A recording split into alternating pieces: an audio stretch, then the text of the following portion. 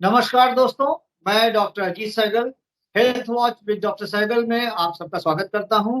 और आज हमारे साथ हैं हमारे डॉक्टर सौरभ राजपाल, जो यूएसए में बेस्ड हैं, ओहायो स्टेट यूनिवर्सिटी में डिपार्टमेंट ऑफ कार्डियोलॉजी में एसोसिएट प्रोफेसर हैं। ये हमारे अपने, हम इनको इसलिए गेस्ट नहीं कह रहे हैं।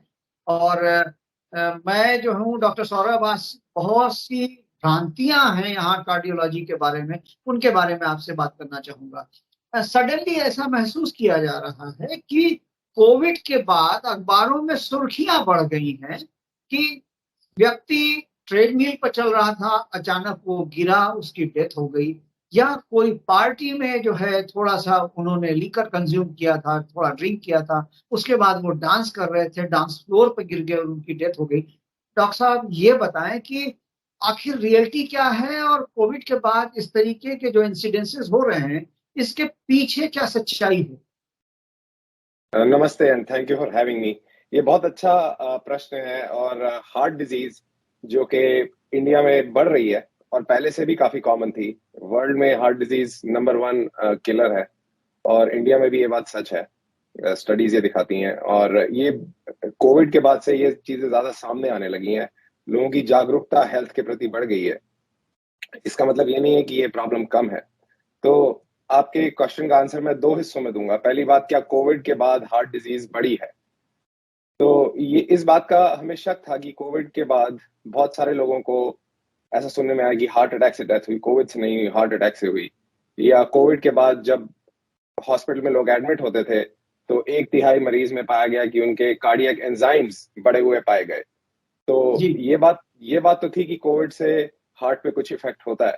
पर अभी रिसेंटली कुछ स्टडीज आई हैं पिछले 1 साल के अंदर, जो अब कोविड को हुए 2 साल ही हुए हैं, लेकिन इतने में भी इतनी स्टडीज आ गई हैं कि हाँ, कोविड के बाद हार्ट डिजीज बढ़ जाती है, जैसे कि हार्ट अटैक या मायोकार्डाइटिस, जो स्वेलिंग होती है हार्ट मसल की, वो बढ़ जाती है। तो ज्यादा संख्या में हमें देखने को मिला है। एक बात ये है। और दूसरी बात ये भी है कि इंडिया में और दूसरे देशों में भी हार्ट डिजीज ऑलरेडी काफी ज्यादा है, जो कि मोस्टली लाइफस्टाइल चेंजेस की वजह से है। जो मोटापा बढ़ रहा है, जो डायबिटीज बढ़ रही है, जो हाइपरटेंशन बढ़ रहा है लोगों में, उसके वजह से हार्ट डिजीज भी बढ़ गई है। तो वो जी। पहले से बढ़ी हुई थी, लेकिन कोविड के बाद ये चीजें सामने आई हैं तो लोग और जागरूक हो गए हैं इस बारे में। जो आपका क्वेश्चन था सडन कार्डियक डेथ के बारे में, सडन कार्डियक डेथ बढ़ी भी है कोविड के बाद और पहले भी होती थी, और अवेयरनेस बढ़ गई है इस बारे में। सडन कार्डियक डेथ का जो नंबर 1 रीजन है वो है कॉर्नरी आर्टरी डिजीज, या जिसको आप हार्ट डॉक्टर अटैक सौरभ बोलते हैं। डॉक्टर सौरभ, मैं आपको यहाँ पे एक सेकंड के लिए रोकना चाहूंगा। जहां तक मुझे मालूम है, आपने एक बहुत लंबी चौड़ी स्टडी कर रखी है कोविड पेशेंट्स के लिए, कार्डियक एमआरआई कर रखा है। थोड़ा उसको एक्सप्लोर करेंगे, बताएंगे भारत के लोगों को कि आपकी वो स्टडी किस तरीके से थी और उसका क्या इन्फ्लुएंस निकला था। हाँ, तो हमारी स्टडी हमने की थी हेल्दी यंग लोगों में, जो यंग हेल्दी लोग हैं, जो एथलीट्स हैं, जो राइट। जो स्पोर्ट्स में पार्टिसिपेट करते हैं, क्योंकि कोविड के बाद ये आशंका थी कि हार्ट डिजीज बढ़ रही है। तो ये देखने के लिए कि जो एथलीट्स हैं वो सेफ हैं कि नहीं खेलने के लिए, क्या वो फिर से खेल सकते हैं, क्योंकि एथलीट्स आपको पता है अपने आप को बहुत एक्सर्ट करते हैं। तो क्या उनका हार्ट कोविड, अगर उनको कोविड हो तो क्या उनका हार्ट ये सहन कर पाएगा एक्सर्शन। तो इसलिए हमने क्या किया कि जो एथलीट्स हमारे पास आते थे पूछने के लिए कि क्या वो वापस खेलने जा सकते हैं, उनको कोविड हुआ था, हम लोग उनके हार्ट का एमआरआई करते थे। और जी। उस हार्ट के एमआरआई में हम ये जानने की कोशिश करते थे कि जो हार्ट की मसल है, क्योंकि heart after all is a muscle, heart की राइट। मसल में स्वेलिंग तो नहीं है, इन्फ्लेमेशन तो नहीं है, कोई सूजन तो नहीं है। और that is MRI heart MR myocarditis. That is myocarditis तो नहीं। That is myocarditis. तो हम देख रहे थे कि राइट। मायोकार्डाइटिस है या नहीं है। तो हमने जो अपनी पहली स्टडी करी थी, जिसमें हमने 25 के करीब, 25 और 30 के बीच में एथलीट्स को देखा था, उनमें हमने पाया था कि 4 या 5 लोगों में हार्ट की सूजन थी, मायोकार्डाइटिस था, जो हम एमआरआई पे देख पा रहे थे। तो जी। अगर हमें लगा था कि ये लोग अगर जाके खेलेंगे तो इनको सडन कार्डियक डेथ का चांस हो सकता था। और दुनिया में कई सारी रिपोर्ट्स ऐसी आई भी थी कि एथलीट्स कोविड के बाद तुरंत खेलने गए एंड दे डाइड। सो इसलिए हमें जरूरी लगा रिसर्च करना, और हमने पाया कि कार्डियक एमआरआई पे आप वो स्वेलिंग देख सकते थे। क्योंकि हम पहले से रिसर्च कर रहे थे इस बारे में कि क्या कार्डियक एमआरआई पे हम मायोकार्डाइटिस किस तरह से देख सकते हैं, खासतौर जी। पे एथलीट्स में। तो हमने पाया कि एक कुछ लोगों में था। उसके बाद हमने इस स्टडी को और बड़ा किया, हमने और यूनिवर्सिटीज को भी अपने साथ जोड़ा और फिर हमने एक दूसरी स्टडी करी जिसमें हमें पता लगा कि 1 से 3% के बीच एथलीट्स में कार्डियक एमआरआई पे 1 to 3% में आपको मायोकार्डाइटिस के लक्षण दिखते हैं। जी डॉक्टर साहब, अभी आपने कहा कि कार्डियक प्रॉब्लम इंडिया में भी बढ़ रही है, तो शायद जो लोग डायबिटिक होते हैं उनमें कार्डियक प्रॉब्लम होने की संभावना काफी होती है। जो लोग हाइपरटेंसिव होते हैं उनमें कार्डियक प्रॉब्लम होने की संभावना होती है। तो आप मुझको ये बताइए कि ये बात डेफिनेट है कि डायबिटीज कंट्रोल होता है, क्योर नहीं होता। तो आप क्या महसूस करते हैं कि जो दवाइयां दी जाती हैं, तो ओरल ड्रग की क्या एफिशिएंसी होती है और क्या सजेस्टेड है? ओरल ड्रग पे मेंटेन रहने से कॉम्प्लिकेशन कम होते हैं या इंसुलिन लेने से कॉम्प्लिकेशन कम होते हैं? क्योंकि डायबिटीज से लोग नहीं डेथ होती है, कॉम्प्लिकेशन से होती है, चाहे वो आई में हो, चाहे हार्ट पे हो, चाहे रीनल प्रॉब्लम हो। तो कार्डियक जो कॉम्प्लिकेशन है डायबिटीज की, वो बहुत प्रॉब्लमेटिक होती है। थोड़ा उसके बारे में बताइए।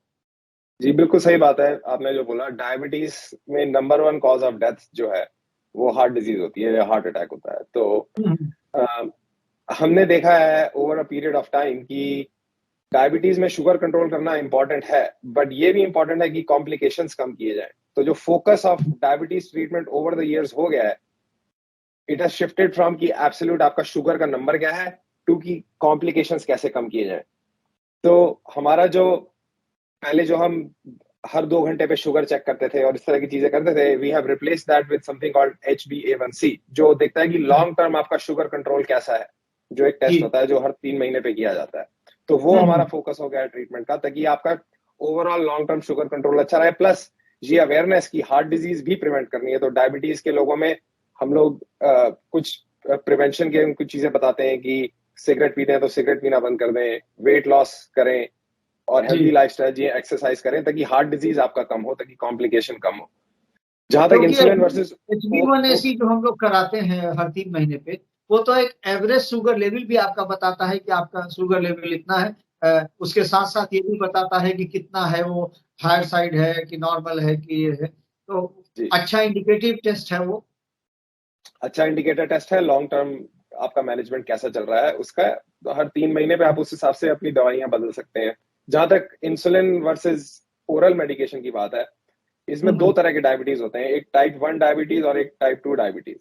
जो टाइप 2 डायबिटीज है उसमें आप पहले ओरल मेडिसिन ट्राई करते हैं और हो सकता है कि कुछ साल तक आप ओरल मेडिसिन पे ही आपका डायबिटीज अच्छे से कंट्रोल रहे, लेकिन हो सकता है कि एक समय ऐसा आए जब इंसुलिन की जरूरत पड़े, जब बॉडी में इतनी इंसुलिन नहीं बन रही है कि दवाइयों से आपका शुगर कंट्रोल नहीं हो पा रहा है, तब हो सकता है कि कुछ साल बाद आपको इंसुलिन पे शिफ्ट होना पड़े। जो टाइप 1 डायबिटीज है, जो यंग लोगों में होती है, उसमें तो शुरू से ही इंसुलिन चाहिए होता है, उसका तो और कोई इलाज नहीं है। हाँ। अब डॉक्टर साहब ये बताइए कि काफी कुछ कहते हैं, गॉसिप कॉलम होता है जिसमें अक्सर ये कहा जाता है कि स्टैटिन्स जो हैं इनकी सेल जो है वो फार्मा ओरिएंटेड है। आप तो इतने सालों से यूज कर रहे हैं, आप बताएं कि स्टैटिन्स का क्या रोल है, इसका स्टैटिन्स का इफेक्ट रोल, कितना है? हाँ, तो स्टैटिन्स को हमें 2 तरीके से देखना चाहिए अगर आप इलाज के बारे में सोचें। एक है प्राइमरी प्रिवेंशन और एक है सेकेंडरी प्रिवेंशन। इन 2 चीजों को समझना जरूरी है स्टैटिन को यूज को समझने के लिए। सेकेंडरी प्रिवेंशन का मतलब है कि जो एक इवेंट हो चुका है, हार्ट अटैक मान लीजिए एग्जाम्पल के तौर पे, कि हार्ट अटैक किसी को हो गया, अब इसमें तो कोई दो राय नहीं है कि जिसको हार्ट अटैक हो चुका है उनको स्टैटिन पे होना चाहिए। इस बहुत सारी स्टडीज हुई हैं, मैं बहुत सारी काउंट कर सकता हूँ, 10-15 से ऊपर अच्छी अच्छी स्टडीज हुई हैं जिसमें एक क्लियर है कि जिनको हार्ट अटैक हो गया है उन्हें स्टैटिन पे रहना है, अगर वो स्टैटिन टॉलरेट कर पाते हैं तो। अब स्टैटिन से साइड इफेक्ट होते हैं, आप नहीं टॉलरेट कर पा रहे तो उसके और ऑप्शन है, लेकिन अगर आप कर पा रहे हैं तो होना चाहिए। तो सेकेंडरी प्रिवेंशन में तो कोई कॉन्ट्रोवर्सी है ही नहीं कि स्टैटिन में होना चाहिए। प्राइमरी प्रिवेंशन का मतलब है कि आपको हार्ट अटैक नहीं हुआ है अभी, लेकिन आपका कोलेस्ट्रॉल चेक हुआ और कोलेस्ट्रॉल हाई आ गया है, और अब पाया गया है कि अब आप सोच रहे हैं कि आपको स्टैटिन पे होना है कि नहीं। इसमें थोड़ी सी कंट्रोवर्सी है कि किसको होना चाहिए और किसको नहीं होना चाहिए। इसके लिए कई सारे स्कोर्स बनाए गए हैं। स्कोर आर बेस्ड ऑन आपका कोलेस्ट्रॉल लेवल क्या है, आपका ब्लड प्रेशर आपको है या नहीं, आपकी फैमिली हिस्ट्री कैसी है, उस हिसाब से आप एक स्कोर बनाते हैं और उस Right. स्कोर को आप देखते हैं कि आपका स्कोर 10% से कम है, 10% से ज्यादा है या 20% से ज्यादा है, बेस्ड ऑन आपकी क्लिनिकल हिस्ट्री। तो क्लिनिकल हिस्ट्री इसमें बहुत ज्यादा जरूरी है, जो हमें मेडिकल स्कूल में आपको पता सिखाया जाता है कि history taking is very important. तो आप हिस्ट्री लेके देखते हैं कि अगर आपका रिस्क 20% से ज्यादा है और आपका एलडीएल कोलेस्ट्रॉल 100 से ऊपर है, तो आपको स्टैटिन पे होना चाहिए। अच्छा। इसके अलावा ये इसमें भी कोई दो राय नहीं है। इसके अलावा अगर आप कहोगे 20% से कम आपका रिस्क है और आपका कोलेस्ट्रॉल ज्यादा है, तब भी कुछ लोग कहते हैं कि आपको लेना चाहिए, कुछ लोग कहेंगे आपको नहीं लेना चाहिए। वो थोड़ा कंट्रोवर्शियल है, लेकिन कंट्रोवर्सी क्लियर करने के लिए ये दो बात जानना जरूरी है कि सेकेंडरी प्रिवेंशन में बहुत ज्यादा जरूरी है स्टैटिन लेना, और अगर आपका क्लिनिकल हिस्ट्री के बेस पे आपका हार्ट अटैक का रिस्क 20% से ज्यादा है, तो आपको लेना चाहिए स्टैटिन। बाकी चीजों के बारे में आप अपनी डॉक्टर से डिबेट कर सकते हैं, सलाह कर सकते हैं कि हमारे लिए जरूरी है या नहीं। अब डॉक्टर साहब ये भी बता दीजिए कि आप जो कह रहे हैं कि स्टैटिन्स के साइड इफेक्ट है, तो कुछ जानना चाहेंगे कि स्टैटिन्स के क्या साइड इफेक्ट होते हैं, क्योंकि जो लोग बहुत लंबे समय से ले रहे हैं उनको थोड़ा जागरूक होना चाहिए कि अगर ये सिम्टम दिख रहे हैं तो उनको जानना चाहिए कि ये उसके साइड इफेक्ट हो सकते हैं। हाँ, तो इसमें भी मैं आपको दो चीज बताऊंगा जो हमें पक्का पता है और जो कंट्रोवर्शियल है, जो आप मीडिया में सुनते हैं, गॉसिप कॉलम्स में आप सुनते हैं। तो जो हमें पता है कि साइड इफेक्ट होते हैं, होता है muscle pain. Muscle pain side effect है, बहुत कॉमन है। अप टू कुछ लोग कहेंगे आपको 1/3 लोग जो स्टैटिन ले रहे हैं उनको मसल पेन होगा, सम सॉर्ट ऑफ मसल शरीर पेन, में जिसको दर्द होता है, शरीर में दर्द होता है, मांसपेशियों में दर्द होता है।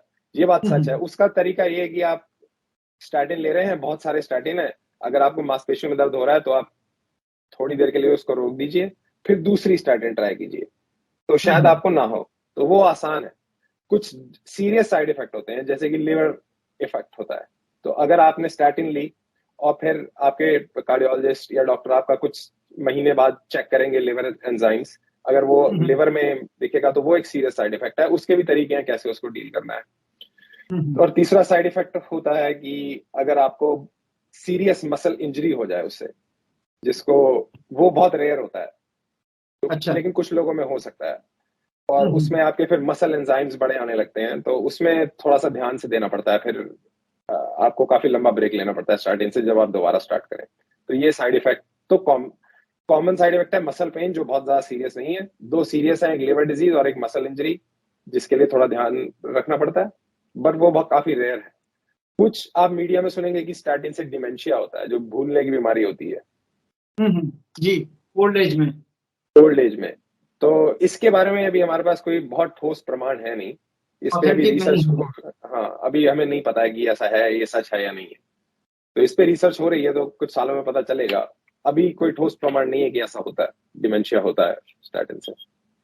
चलिए डॉक्टर साहब, चलते चलते ये बता दीजिए कि जिन लोगों को कोविड हुआ है उनको हार्ट अटैक न हो, उसके प्रिवेंशन के लिए क्या करना चाहिए, क्या प्रिकॉशन लेना चाहिए जिससे उनको सडन हार्ट अटैक ना हो, सडन डेथ ना हो? ये एक बहुत इंपॉर्टेंट सवाल है। ये बहुत इंपॉर्टेंट सवाल है, जिनको कोविड हुआ है उनके लिए भी और जिनको कोविड नहीं हुआ है। अब तो मुझे लगता है काफी सारे लोगों को कोविड हो ही चुका है। तो क्या करना चाहिए? तो सिंपल थिंग्स बीइंग सिंपल, सबसे पहले तो जो हार्ट अटैक बचाने के जो बेसिक चीजें हैं वही सच है।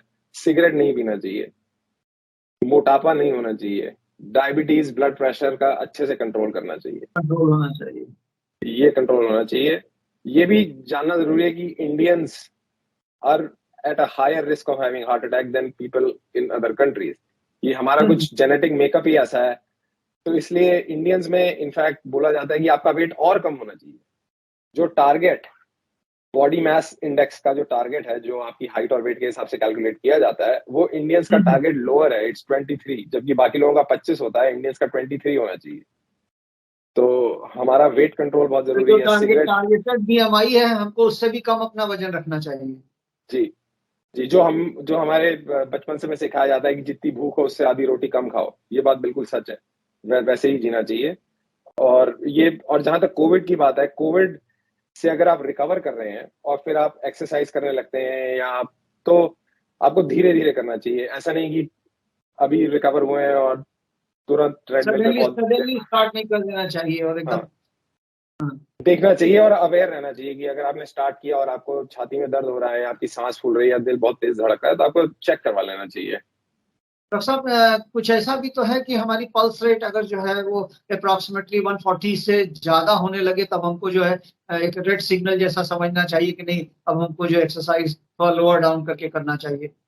हाँ, टारगेट हार्ट रेट अपना धीरे धीरे बढ़ाना चाहिए, एकदम नहीं जी। बढ़ा देना चाहिए। टारगेट हार्ट रेट आप कैलकुलेट कर सकते हैं 220 माइनस जो आपकी एज है और हम्म। उसका 85% ऑफ 220 माइनस एज, ये आपका टारगेट हार्ट रेट है। यहाँ तक आप धीरे धीरे बढ़िए, एक बार वहां पहुंच जाते हैं। उससे भी अगर आपको बढ़ाना है, आप चाहते हो आप एथलीट लेवल की फिटनेस रखें, तो वो भी आप कर सकते हो, पर धीरे धीरे, सब चीज धीरे धीरे। थैंक यू डॉक्टर सौरभ, आपने बहुत ही अच्छी जानकारी दिया है हमारे भारतवासियों के लिए। एक भारतवासी का बहुत अच्छा संदेश रहा। Thank you. Thank you.